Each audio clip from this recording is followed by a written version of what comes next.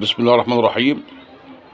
طبعا احنا طلبنا قبل كده من الدولة انها تقف ضد الراجل الشتام اللي لعان السباب، اللي لعن الاحياء والاموات، رئيس نادي الزمالك. وللاسف كان في بعض المسؤولين بيساندوه، بعض المسؤولين الكبار في الدولة كانوا بيساندوه. تقوم تدور الدوائر، تقوم تدور الدوائر. اصبح دلوقتي ما بيشتمش الخطيب لوحده، وما بيشتمش العتال والعسال والبراد وسليمان والناس دي. لا، ده لف على الدولة نفسها. طبعا بعد ما خلص شتيمة في الأحياء كلهم وشتم الأموات كلهم، لف على الدولة نفسها. طبعا عمل لايف من يومين ثلاثة، أهان الدولة المصرية، أهان كل من هو في الدولة المصرية. وللأسف وللأسف إن في واحد زي ده حر طليق ومعاه 17 18 واحد هزازين رؤوس، اللي هم بيصدقوا على كلامه، اللي هم الناس الرخيصه اللي بايعه ضمايرها وبايعه كل حاجه. وللاسف انا ما اعرفش الناس دي بتنام ازاي، انا ما اعرفش الناس دي بتنام ازاي، ولا بتبص في وش عيالها ازاي، ولا بتبص في وش عيالها ازاي. الناس الرخيصه بتاعت الفلوس القبيضه دول، اللي هم يا سياده المستشار، حاضر يا سياده المستشار، نعم يا سياده المستشار. والحمد لله انا كنت اول واحد سميتهم هزاز الرؤوس، اول واحد العبد لله صلاح الشربيني العالمي سميتهم هزاز الرؤوس. طبعا دارت الدوائر، واصبح الراجل ده رئيس نادي الزمالك ده ما بيغلطش في الناس الاحياء والاموات بس، لا ده دخل في رموز الجمهوريه، دخل في الرموز الكبيره والناس الكبيره بتوع الجمهوريه اللي ماسكين مصر كلهم. وقال على مجلس النواب ان كل انتخاباته تزوير. قال على مجلس النواب ان الناس اللي فيه كلها الناس المحترمه جايه بالتزوير، اللي هم بيمثلوا البلد وبيمثلوا الشعب المصري. وما زال طليقا، وما زال طليق. فاحنا هننتظر ان شاء الله بعد المؤتمر العالمي اللي مصر عاملاه اللي مشرف مصر، وعلى راسه سياده الرئيس عبد الفتاح السيسي، وهنشوف ايه اللي هيتم مع الراجل ده. لان احنا الكيل طفح وفاضل كيل عندنا بالنسبه للراجل ده. احنا الكيل طفح وفاضل كيل عندنا بالنسبه لهذا رئيس نادي الزمالك. وللاسف ان هو مسؤول عن مؤسسه كبيره،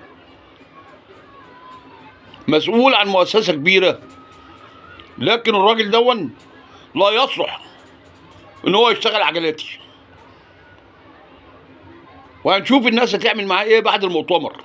الراجل اللي غلط في مصر كلها، من اول رئيس الجمهوريه لحد اصغر واحد في مصر، الاحياء والاموات، واهاني البلد، وقاعد يشتم اخواتنا في قطر واخواتنا في الامارات. وده ما ينزلش مصر، وده لو نزل مصر شوف انا هعمل فيه ايه، وده لو نزل مش عارف مين انا هعمل فيه ايه، وانا ما حدش يقدر يكلمني ايه الكلام ده؟ ايه الكلام دون؟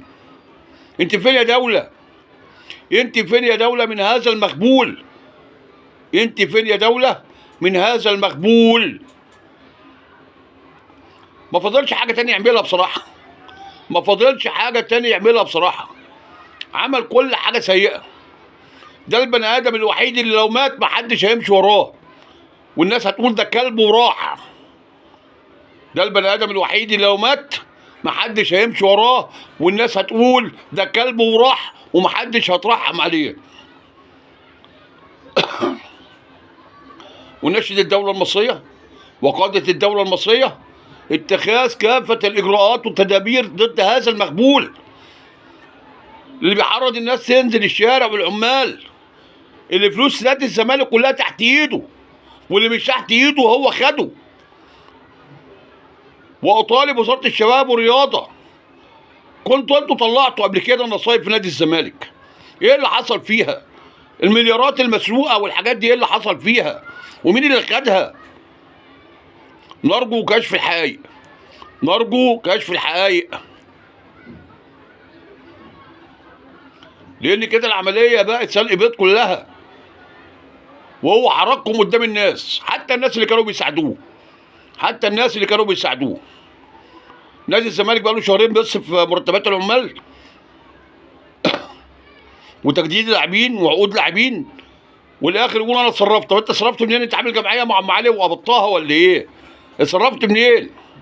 احنا بقى كشعب وكجمهور بنحسبها غلط. طبعا هو ذكر الوزراء كلهم، وذكر رئيس المخابرات، وذكر النائب العام، وذكر كل من هو في مصر ان هو عايز يقعد معاهم ويشوفوا حل. طبعا احنا بنبص الموضوع بقى من وجهه تانيه خالص. لما انت كنادي واخد لك 100 مليون ولا 300 مليون ولا 400 مليون، كله من كود الشعب، وكله من اجل الشعب، وكله من تعب الشعب. احنا كل الناس بتبص لك كده ان الوزراء هي اللي بتديله الفلوس. نرجو من الدوله اتخاذ اللازم ضد هذا الرجل اللي اضر بمصر وسمعه مصر، اضر بمصر وسمعه مصر. وشكرا.